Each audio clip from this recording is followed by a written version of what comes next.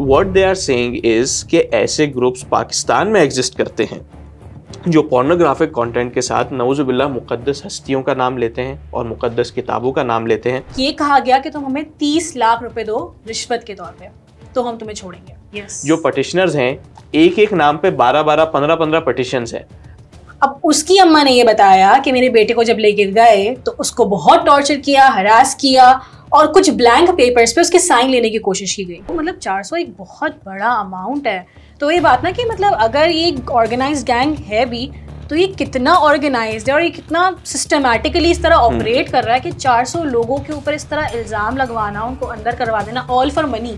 पाकिस्तान में जो कानूनी हमारा तरीक़ेकार है उसमें 295C में डेथ पेनल्टी है। तो ये कोई ऐसा केस नहीं है कि इसमें आपको 2 साल आपने जेल में गुजारे और आप वापस आ गए। इस्लाम में जो मुक़द्दस चीज़ें हैं, मुक़द्दस हस्तियाँ हैं, उनका तक़द्दुस, उनकी हुर्मत अपनी जगह पे, लेकिन एक मुसलमान का खून, एक मुसलमान की इज्जत, एक मुसलमान की आबरू वो ज़्यादा है। अस्सलाम वालेकुम, मेरा नाम है सैयदा महानूर तारिक। वेलकम टू रफ्तार। आज मैं और मेरे कॉलीग उसामा अल्ताफ़ हम डिस्कस करने बैठे हैं ब्लास्फेमी बिजनेस गैंग। ये केस क्या है, क्यों हर आए दिन इसकी लाइव स्ट्रीमिंग की वीडियोस हमारे पास सोशल मीडिया पे आ रही होती हैं, इसकी अपडेट्स क्या है, जो कमीशन का ऑर्डर सस्पेंड हुआ है अभी, व्हाट्स दैट अबाउट। क्योंकि ये केस बड़ा ना कॉम्प्लेक्स है और बहुत ज़्यादा घचड़ पचड़ मची हुई है। मेन स्ट्रीम पे भी हमें अच्छी कवरेज नहीं मिल रही है। हम लोग भी बहुत कंफ्यूज हुए हुए हैं कि भाई ये केस है क्या और चल क्या रहा है, ये मामला असल में है क्या। तो हम आज यहाँ बैठे हैं इसके फैक्ट्स डिस्कस करने। मैं ये डिस्क्लेमर अभी से दे रही हूँ कि हम कोई एनालिसिस नहीं कर रहे हैं यहाँ पे। जो फैक्ट्स हैं, जो कोर्ट की पेशों से हमें बात पता चली है, पेटिशनर का क्या मौक़िफ़ है, रिस्पोंडेंट का क्या मौक़िफ़ है, हम सिर्फ वही डिस्कस करने बैठे हैं आपके साथ, ताकि आपके लिए भी चीज़ें आसान हो और हमारे लिए भी। तो उसामा बताएं, हम कल देख रहे थे कि वो कमीशन का ऑर्डर जो सस्पेंड किया है डिवीज़न बेंच ने, कि आप इस तरह से जो है कोर्ट ऑफ लॉ का ऑलरेडी जो उन्होंने वर्डिक्ट दिया हुआ है, आप उसको इस तरह चैलेंज कर रहे हैं, उनकी कॉम्पिटेंसी पे आप मतलब एक तरह से उंगली उठा रहे हैं। तो क्या मसला है कि अगर एक कमीशन बन जाए, एक ट्रांसपेरेंट तहकीक हो जाए, इसके बारे में अराउंड क्या बातें चल रही हैं, क्या देखा आपने? थैंक यू महानूर एंड अस्सलाम वालेकुम टू ऑल आवर व्यूवर्स। अच्छा, पहली बात तो ये है कि हम पहले ये समझ लें कि केस क्या था, कमीशन बनने का मुतालबा कौन कर रहा था और क्यों कर रहा था। ये सारी बात शुरू होती है 2022, 23, 24 में एक अनयूजुअल स्पाइक और इंक्रीज देखने में आया उन केसेस में, उन अक्यूज्ड लोगों में जिनके ऊपर तौहीन रिसालत या तौहीन मजहब के इल्ज़ामात लगे। जो ह्यूमन राइट्स कमीशन की रिपोर्ट है वो बताती है कि 2020 में सिर्फ 9 ऐसे लोग थे जिनको कैद किया गया इन इल्ज़ामात के तहत, जबकि 2024 में उनकी तादाद 700 से ऊपर पहुंच चुकी थी। मतलब 2024 की जुलाई, मिड ऑफ 24 में 700 लोग ऐसे थे। कितना हाई नंबर है, कितना हाई नंबर है। नॉर्मली आया है 2022 में 9 और 2024 में 700 लोग। तो ये अनयूजुअल स्पाइक था जिसपे कई लोगों ने सवालात उठाए। फिर आहिस्ता आहिस्ता कुछ रिपोर्ट सामने आने लगी। उन रिपोर्ट्स में क्या था, ये रिपोर्ट्स थी स्पेशल ब्रांच की, कुछ तहकीकाती सहाफ़ियों ने रिपोर्ट्स की और human rights commission of Pakistan ने भी इस पे रिपोर्ट बनाई। ये रिपोर्ट क्या कह रही थी, ये रिपोर्ट्स उन केसेस के मुतालिक तहकीकात कर रही थी कि ये असल में केसेस में इंक्रीज क्यों आया है और ये किस नौइयत के हैं। उसमें ये इल्ज़ाम लगाया गया है, इस तरफ इशारा किया गया कि पूरा एक मुनज़्ज़म गिरोह है जो ख़वातीन के ज़रिए लोगों से कॉन्टेक्ट करता है, उनको हनी ट्रैप करता है और जो लोग तौहीन रिसालत या तौहीन मजहब पे मबनी कंटेंट शेयर कर रहे होते हैं वो जानबूझ के नहीं कर रहे होते, ठीक है, बल्कि ऐसा होता है कि उनको किसी ग्रुप में ऐड कर दिया जाता है। वो ग्रुप में होते हैं, नॉर्मल चीज़ें शेयर हो रही हैं, आ रही जा रही हैं, अचानक से कोई ग्रुप मेंबर कोई अजीब सी कंट्रोवर्शियल सी तौहीन मजहब वाली चीज़ शेयर कर देता है तो आदमी हैरान हो जाता है, हक्का बक्का रह जाता है कि भाई क्या है, और ग्रुप से निकल जाता है। तो ग्रुप की एडमिन जो कि अक्सर एक खातून होती हैं, जिनका नाम भी केसेस में आया, ईमान नाम है, कोमल नाम है, उनकी CCTV फुटेजेस भी सामने आई, वो फ़ौरन उस बंदे से कांटेक्ट करती हैं कि क्या हुआ, तुमने ग्रुप क्यों छोड़ दिया। तो वो फिर कहता है कि भाई कुछ कंटेंट ऐसा आया था। तो वो खातून उससे कहती हैं, and this is very interesting and sad also, कि वो कहती हैं कि वो क्या कंटेंट था ज़रा मुझे दिखाना।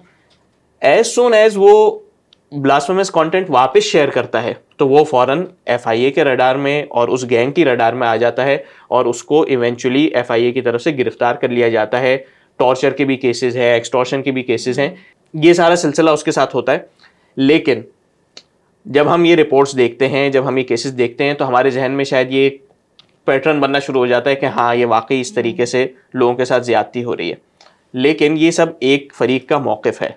इस किस्म के केसेस बीबीसी ने भी रिपोर्ट किए हैं, बाहर के तहकीकाती इदारों ने भी रिपोर्ट किए हैं, हमारी ह्यूमन राइट्स कमीशन की रिपोर्ट भी है। कुछ चीज़ें वाकई बहुत फैक्चुअल हैं और उस पर गौर करना चाहिए। अच्छा, अब इसका दूसरा पहलू क्या है, दूसरी फरीक क्या बात करती है? ये एक पेटिशनर का मौक़िफ़ था कि पेटिशनर क्या बोल रहे हैं, अब जो रिस्पोंडेंट जो हैं, हाँ, जो ये गैंग की तरफ वाले लोग हैं जो उनके हिमायत कर रहे हैं, उनका मौक़िफ़। अच्छा, ये गैंग का लफ्ज़ भी जो है ना, ये दोनों लोग अब यूज़ करते हैं क्योंकि दोनों इस बात से चिढ़ते हैं कि उनको गैंग क्यों कहा जा रहा है। तो जो रिस्पोंडेंट्स हैं उन्होंने जो पहली फरीक है उसका नाम रख दिया है कि ब्लास्फेमी प्रोटेक्शन गैंग, और इन लोगों ने उसको ब्लास्फेमी गैंग का नाम दे दिया है। तो ये एक दूसरे के लिए इल्ज़ामात के लिए गैंग का लफ्ज़ यूज़ होता है। अच्छा, जो रिस्पोंडेंट्स हैं उनका जो मौक़िफ़ है उसको जब मैं देख रहा था तो उसमें एक अजीब सी चीज़ मेरे सामने आई जो कि मेरे लिए बिल्कुल नई थी। इस केस की जितनी भी डिस्कशन हो रही है उसमें ये चीज़ मेरे सामने अभी तक नहीं आई थी। उनका मौक़िफ़ ये है कि ऐसे पोर्नोग्राफिक कंटेंट के ग्रुप्स हैं। अब ये हम सब जानते हैं, एक सैड रियलिटी है सोशल मीडिया की कि आप के सामने जो है पोर्नोग्राफिक कंटेंट भी आता है, उसके ग्रुप्स भी होते हैं। अगर आप ज़्यादा डिग डीप करें तो उसमें अजीब गरीब काफ़ी सारी चीज़ें होती हैं। स्पेसिफिक ग्रुप्स है जो होता है ना, वो फैंटेसी राइटिंग्स होती हैं, हाँ, मतलब लोग इस तरह दे मेकअप सिनेरियोज और मतलब हाँ, इस तरह का कंटेंट बहुत सारा। What they are saying is कि ऐसे ग्रुप्स पाकिस्तान में एग्जिस्ट करते हैं जो पोर्नोग्राफिक कंटेंट के साथ नऊजुबिल्लाह मुक़द्दस हस्तियों का नाम लेते हैं और मुक़द्दस किताबों का नाम लेते हैं। ठीक। और ऐसे कई ग्रुप्स और कई लोग हैं जो इस काम में मुलव्विस हैं। और असल जुर्म ये हो रहा था कि ये लोग खुफिया नामों के साथ और खुफिया अकाउंट्स के साथ इन सारी चीज़ों को चला रहे थे। इसमें नॉर्मल लोग भी मुलव्विस थे और उसमें मुख्तलिफ अकाउंट्स थे। तो जब ये चीज़ें तहकीकाती इदारों के सामने और FIA के सामने आई तो FIA के साइबर क्राइम सेल ने इसकी तहकीकात की और जो लोग इस किस्म के घिनौने जुर्म में मुलव्विस थे वो 400-500 लोगों को FIA ने इस इल्ज़ाम में गिरफ्तार किया और उनके केसेस अदालत में चले, उनके ऊपर फोरेंसिक रिपोर्ट्स बनी, 100 पेजेस की फोरेंसिक रिपोर्ट्स हैं, उनकी डिवाइसेस देखी गई। उसके बाद कोर्ट ने उनके खिलाफ फैसला सुनाया और अब जब ये केस क्लोज हो चुका है तो ये कोशिश की जा रही है कि उन मुजरिमों को रिलीफ देने के लिए ये कमीशन की बात की जाए। तो ये दोनों फरीकैन का मौक़िफ़ है। पहली फरीक क्या कह रही है कि हमने जानबूझ के नहीं किया, हनी ट्रैप किया गया। दूसरी फरीक का ये कहना है कि नहीं, ऐसे पोर्नोग्राफिक कंटेंट के ग्रुप्स मौजूद हैं और उसकी बाकायदा हमारे इदारों ने तहकीकात की हुई हैं, एक एक मुलज़िम के फोरेंसिक रिपोर्ट्स हैं और वो लोग वाकई इस जुर्म में मुलव्विस हैं और चूंकि उनका केस का फैसला आ चुका है और किसी तरीके से फिर भी उनको रिलीफ देना है, इसलिए कमीशन की बात हो रही है। तो ये दोनों मौक़िफ़ आए थे इस्लामाबाद हाई कोर्ट के सामने। वो हेयरिंग्स जिनकी हमने क्लिप्स देखी जिसमें हमने देखा जस्टिस सरदार एजाज जो हैं वो उसको लीड कर रहे थे। उन्होंने मुख्तलिफ उसके रिमार्क्स भी सामने आए, उन्होंने उस पर फैसला भी दिया। उन्होंने बिलाखिर ये फैसला दिया था कि इसका कमीशन बनना चाहिए और एक दिन के बाद इंट्रा कोर्ट अपील के जरिए उस फैसले को रिवर्स कर दिया गया। आप मुझे बताएं कि ये जो रिपोर्ट्स हमारे मुख्तलिफ इदारों ने तैयार की थी उसके अंदर क्या था? क्या वाकई ऐसे केसेस थे, ऐसे नाम थे जिनकी बुनियाद पे कहा जा सकता है कि हाँ भाई एक मुनज़्ज़म गिरोह था जो लोगों को एक्सटॉर्ट करने के लिए, लोगों को बिलावजह इन इल्ज़ामात में घेरने के लिए आ रहा था?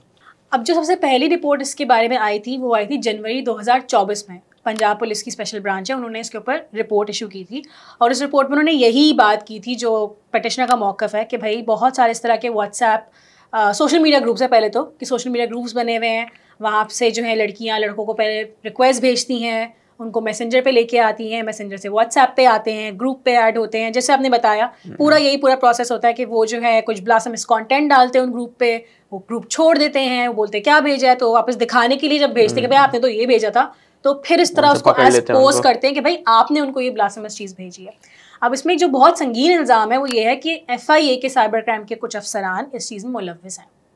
ये बहुत बड़ी एलिगेशन है जिसकी वजह से जैसे हमने बताया ना कि बहुत रिपोर्ट्स भी आ रही हैं, फोरेंसिक रिपोर्ट्स आ रही हैं, उनकी जो अपनी इन्वेस्टिगेशन है तो उसके अराउंड भी ये खदशा है कि भाई अगर FIA ही रिपोर्ट्स बना रही है और FIA ही इस चीज़ में मुलव्विस है तो उन्हीं के ऊपर इल्ज़ाम है तो अपने ऊपर इल्ज़ामात की तहकीकात कैसे पॉसिबिलिटी कि भाई वो हो सकते हैं ना, डॉक्टर्ड हो सकती हैं या फिर इट्स टैम्पर्ड विद, इस तरह की चीज़ें। तो ये सबसे पहले पंजाब पुलिस की स्पेशल ब्रांच की रिपोर्ट आई थी। फिर जुलाई 2024 में आई वो पूरी डिटेल्ड रिपोर्ट, इन्वेस्टिगेटिव रिपोर्ट, जो एक अमेरिका में जर्नलिस्ट है उनकी। और फिर उसमें जो है उन्होंने बताया कि एक लॉयर हैं राव अब्दुल रहीम साहब, जो सबसे प्रोमिनेंट नाम है इस गैंग का, वो हैं। शिराज अहमद साहब हैं और ये सब जो है एक बहुत ही ऑर्गेनाइज्ड मैनर में जो है इस पूरे चीज़ को लेके चलते हैं। लाइक मतलब लिटरली अलॉट हुए हुए इस गैंग में कि भाई तुम जो लोग हो, तुम लोग ग्रुप्स बनाओगे फेसबुक के, तुम लोग जो होगे, तुम लोग व्हाट्सएप एडमिनिस्टर करोगे। बहुत ही ऑर्गेनाइज्ड मैनर में ये लोग चल रहे हैं। जब मुनीर जहांगीर ने अपने आज न्यूज़ के स्पॉटलाइट उस पे शो पे जो जेल में है इन इल्ज़ामात के ऊपर, उनके घर वालों को बुलाया और इस पर बात करने के लिए बुलाया, तो उसमें से एक 19 साल का लड़का है, उसकी अम्मा आई थी उनके शो पे और उन्होंने बताया कि मेरे बेटे को बिल्कुल इसी तरह ट्रैप किया। फिर इवेंचुअली जो है उस लड़की ने जो है मेरे बेटे की लोकेशन मांगी और मेरे बेटे लोकेशन भेज दी, क्योंकि उस लड़की ने बोला कि because he was being Honey trapped कि भाई मैं तुम्हें कुछ गिफ्ट्स भेजना चाह रही हूँ। इस तरह 19 साल का लड़का क्या होता है, मतलब 19-20 साल के लड़के लड़कियाँ, मतलब लाइक इट्स वेरी नॉर्मल इस तरह की दोस्तियाँ होती हैं ऑनलाइन। खैर, तो जैसे उसने वो लोकेशन भेजी, FIA वाले उनके घर पहुँच गए। FIA वाले उनके बेटे को ले गए अपने साथ। अब उसकी अम्मा ने ये बताया कि मेरे बेटे को जब लेके गए तो उसको बहुत टॉर्चर किया, हरास किया और कुछ ब्लैंक पेपर्स पे उसके साइन लेने की कोशिश की गई। और जब उसने बहुत रेजिस्ट किया तो ये कहा गया कि तुम हमें 30 लाख रुपए दो रिश्वत के तौर पे, तो हम तुम्हें छोड़ेंगे। ये सिंपल एक्सटॉर्शन का केस लग रहा था। एक्सटॉर्शन जो प्राइमरीली जिसमें ये है कि इनको फांसा ही इसलिए जाता है कि ताकि पैसे एक्सटॉर्ट कर सकें। लेकिन उस लड़के ने मना कर दिया, क्योंकि वो लड़का खुद जो है एक टैक्सी वाले का बेटा है। बहुत ही लोअर मिडिल क्लास घरानों के बच्चे बच्चियाँ हैं ये, और सारे ऑलमोस्ट ऐसे ही हैं और सबकी उम्रें भी ऐसी हैं, 19, 20, 21, 22 इतनी उम्रें हैं और लोअर मिडिल क्लास की फैमिली के बच्चे हैं। फिर वहाँ से ये चीज़ मज़ीद एस्केलेट हुई, क्योंकि फिर मुनीर जहांगीर ने बहुत सोशल मीडिया पे हेट कैंपेन भी फेस की इस चीज़ के ऊपर, रिलीजियस लोगों से, ग्रुप्स जो हैं। अब यहाँ पे जो रिस्पॉन्डेंट का मौक़िफ़ है अगेन, जिनके ऊपर इल्ज़ाम लग रहा है, वो ये कह रहे हैं कि भाई अगर हमें फांसना ही होगा तो हम जो है ऐसे गरीब बच्चों को क्यों फांसेंगे, हम ऐसे घरानों को क्यों करेंगे जैसे हमें पैसे मिलने की कोई वो ही नहीं है, उम्मीद ही नहीं होगी, हम क्यों करेंगे इस तरह एक्सटॉर्ट मनी। उनका ये मौक़िफ़ है। अच्छा, हम जो कि ये बात कर ही रहे हैं, ऑल्दो कि हमने कहा है कि हम इस पर कोई एनालिसिस अपना नहीं देंगे, लेकिन एक कॉमन सेंस के साथ जब आदमी चीज़ें देखता है तो जहाँ पे हम ये चीज़ मानते हैं कि गरीब आदमी इस काबिल नहीं होता कि वो हेफ्टी मनी किसी को पे करे, वहाँ पे ये भी हकीकत है कि आप पाकिस्तान के अंदर किसी ताकतवर को ना इस तरीके से पागल बना सकते हो, ना आप किसी ताकतवर आदमी के सामने, किसी तगड़े आदमी के सामने आप उसको जो है वो कोर्ट्स में इस तरीके से उसको घसीट सकते हो। इसमें जो बहुत डिस्टर्बिंग चीज़ है, जो एक इल्ज़ाम सामने आ रहा है, वो न सिर्फ ये कि पटिशनर्स ने इस इल्ज़ाम के बारे में बात की है, बल्कि ह्यूमन राइट्स कमीशन की जो रिपोर्ट है वो ये कहती है कि FIA के साइबर क्राइम सेल जो है वो इस ग्रुप के साथ यूं महसूस होता है, यूं लगता है कि वो इनके साथ मिले हुए हैं। क्योंकि उन्होंने क्या कहा है, and this is very shocking, कि जो लोग गिरफ्तार होते हैं उनको पुलिस वाले FIA ऑफिशियल्स जाके गिरफ्तार नहीं करते हैं, जो गैंग के लोग हैं वही उनको बुलाते हैं कि आप फलां जगह हमसे मुलाकात कर लें, आप फलां लोकेशन पे आ जाएं। मतलब वो जो खातून है, वही खातून हनी ट्रैपिंग की हम बात करते हैं, वो कहती हैं कि हम फलां जगह मिल लेते हैं, आप फलां जगह पे आ जाएं, हम मुलाकात कर लेते हैं। जब वो वहाँ पे जाता है तो वो लड़की या तो उसी जगह पे या उसको कहीं और लेके जाती है। वहाँ पे लोग उससे कहते हैं कि बस आपका काम हो गया, उस लड़की से कहते हैं बस आपका काम हो गया, और फिर FIA वाले भी एंटर होते हैं और वो लोग उसके अंदर आके उसके साथ टॉर्चर करते हैं, जो भी चीज़ें करते हैं, जो इल्ज़ामात हैं, ये सारे इल्ज़ामात हैं। लेकिन जो फैक्ट्स हैं, जो पेपर्स हमें बता रहे हैं, डॉक्यूमेंट्स हमें बता रहे हैं, वो ये है कि FIA की रिपोर्ट्स इन सारे केसेस में बिल्कुल सिमिलर हैं, जैसे एक ही जगह से तैयार की गई हैं। जो पटिशनर्स हैं, एक एक नाम पे 12-12, 15-15 पटिशन्स हैं। मतलब ये सारी चीज़ें उस चीज़ को सब्सटेंशिएट करती हैं जो गैंग का जो इल्ज़ाम है कि एक ही गैंग है, कि एक ही आदमी मुख्तलिफ शहरों में, मुख्तलिफ जगहों पे 15 केसेस में पटिशनर बन रहा है। तो उससे फिर ये बात सवाल उठता है कि यार 90% में देखिए 90% कोई ब्लास्फेमी के केसेस है जिसमें कंप्लेनेंट्स के नाम बस इन लोगों के ही हैं। 5-6 लोग हैं, हाँ, किसी ने 15 किए हुए हैं, किसी ने 12 किए हुए हैं, और सारे केसेस अगर आप मिला के देखें तो वो लोग ही उसमें पटिशनर हैं। 400 लोग, मतलब 400 एक बहुत बड़ा अमाउंट है। तो ये बात ना कि मतलब अगर ये ऑर्गेनाइज्ड गैंग है भी तो ये कितना ऑर्गेनाइज्ड है और ये कितना सिस्टमैटिकली इस तरह ऑपरेट कर रहा है कि 400 लोगों के ऊपर इस तरह इल्ज़ाम लगवाना, उनको अंदर करवा देना, all for money, primarily extortion of money. हाँ, ये केस खैर सब्जुडिश है। और अच्छा, एक और इंटरेस्टिंग फैक्ट, जब हम सारा कॉन्टेक्स्ट देखते हैं और पाकिस्तान के हालात की बात करते हैं, तो ये सब जिन लोगों को गिरफ्तार किया गया उनको पीके एक्ट के तहत किया गया। आज हम पीके एक्ट की बात करते हैं तो वी ऑल नो कि पीके एक्ट का कितना मिसयूज होता है पाकिस्तान में। इवन रफ्तार वालों से ज़्यादा कौन जानता होगा कि हमारे ऊपर तो FIA ने जितने केसेस किए वो इसी पीके एक्ट के तहत किए। तो पीके एक्ट का गलत इस्तेमाल एक इस्टेब्लिश फैक्ट है। पाकिस्तान में तौहीन रिसालत, तौहीन मजहब का गलत इस्तेमाल और उसकी वजह से लोगों को कत्ल कर देना बगैर उनके केसेस कंक्लूड हुए, ये भी एक फैक्ट है। ये हम एनालिसिस नहीं दे रहे, बहुत मिसयूज है, बहुत ज्यादा। ये तो हमारे सामने है ना, वो श्रीलंकन फैक्ट्री में जो कुमारा ननकाना साहिब में जो पुलिस स्टेशन से घसीट के बाहर निकाल कर पुलिस स्टेशन मशाल खान है, और अभी रिसेंटली डॉक्टर शाहनवाज का भी केस था कि ऐसे केसेस होते हैं जिसमें या तो मेंटली चैलेंज्ड लोग होते हैं, हाँ। या उस पे केस अभी साबित नहीं हुआ होता, या पर्सनल दुश्मनी होती है और उसको केस कंक्लूड होने से पहले कत्ल कर दिया जाता है। ये सारे फैक्ट्स हमें अपनी सोसाइटी में नजर आते हैं। उसके बैकड्रॉप में जब हम ये सारी चीजें देखते हैं तो ये सवाल जरूर उठता है। अच्छा, अब जब केस की प्रोसीडिंग चली ना इस्लामाबाद हाई कोर्ट में, तो कोई 42 हेयरिंग्स हुई और उसमें यही सारी बातें डिस्कस हुई, जिसमें ईमान मजारी और उनके जो हस्बैंड हैं हादी चट्टा, वो पटिशनर्स की तरफ से वकील थे और उन्होंने अलॉन्ग दी 42 हेयरिंग्स ये बात इस्टेब्लिश करने की कोशिश की कि ऐसे कई केसेस हैं जिसमें प्रोसीजरल फॉल्ट्स हैं जिसकी वजह से इन केसेस को वापस खोलना चाहिए। अब जो रिस्पोंडेंट्स हैं उनका मौक़िफ़ ये है, क्योंकि हम दोनों का मौक़िफ़ पेश करने यहाँ बैठे हैं, वो लोग ये कह रहे हैं कि भाई आपने जो प्रोसीजरल फॉल्ट्स की निशानदेही की थी, हमें उसका जवाब देने का मौका नहीं दिया गया। हमें ये कि 42 हियरिंग्स में हमसे कुछ पूछा ही नहीं, हमने बताया ही नहीं। हाँ, और ये वन साइडेड वो हो गई। वो ये उनका मौक़िफ़ ये है कि अगर आपको ये केस सुन के कमीशन बनाना ही था तो हमें रिस्पोंडेंट क्यों बनाया था, और अगर हमें रिस्पोंडेंट बनाया था तो फिर हम आपको बताते कि प्रोसीजरल फॉल्ट्स जिनका ये जिक्र कर रहे हैं वो वाकई प्रोसीजरल फॉल्ट्स नहीं है, बल्कि बाकायदा ट्रायल कोर्ट में, सेशन कोर्ट्स में जो मुल्ज़िमान हैं उनको ड्यू प्रोसेस फॉलो करके सज़ा दी गई है।